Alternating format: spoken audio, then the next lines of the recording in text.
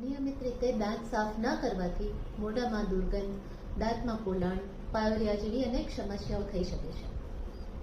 Brush કરતી વખતે કેટલીક ભૂલો દાંતને નબળા બનાવે છે. આવી સ્થિતિમાં ચાલો જાણીએ દાંત સાફ કરવાની સાચી રીત. સવારે ઉઠી અને રાતના સૂતા પહેલા બંને વખત અચૂક બ્રશ કરવું. બ્રશ કરવાની મેથડ જોઈ લઈએ. આ રીતના દાંતના સરફેસના 45 ડિગ્રી ઉપર મૂકી અને બ્રશને નીચેથી ઉપર તથા ઉપરથી નીચે સ્ટ્રોક્સ આપતા રહેવું.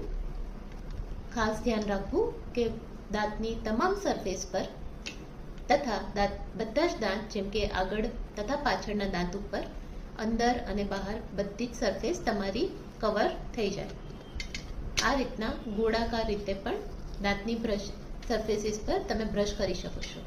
હા, આ રીતના બહારની સરફેસ કે અંદરની સરફેસ પર હોરિઝોન્ટલ સ્ટ્રોક્સ આપવા નહીં, તેનાથી એબ્રેશન થઈ શકે છે.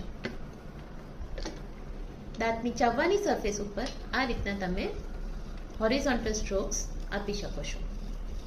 આ ઉપરાંત તમારી ડેન્ટિસ્ટની સલાહ મુજબ જો બે દાંતની વચ્ચે ઓછી જગ્યા હોય તો ડેન્ટલ ફ્લોસ આ રીતના જવા દે અને બહાર લાવું.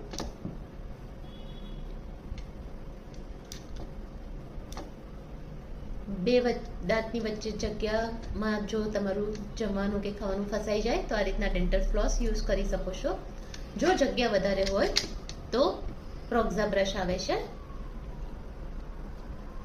આ રીતના તમે તમારા ડેન્ટિસ્ટની સલાહ મુજબ પણ વાપરી શકો છો.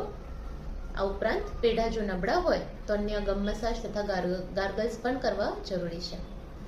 દરરોજની આ રીતની આદતો આપણા દાંત તથા પેઢાને સ્વસ્થ રાખે છે તથા સ્મિતને વધુ સારું બનાવે છે.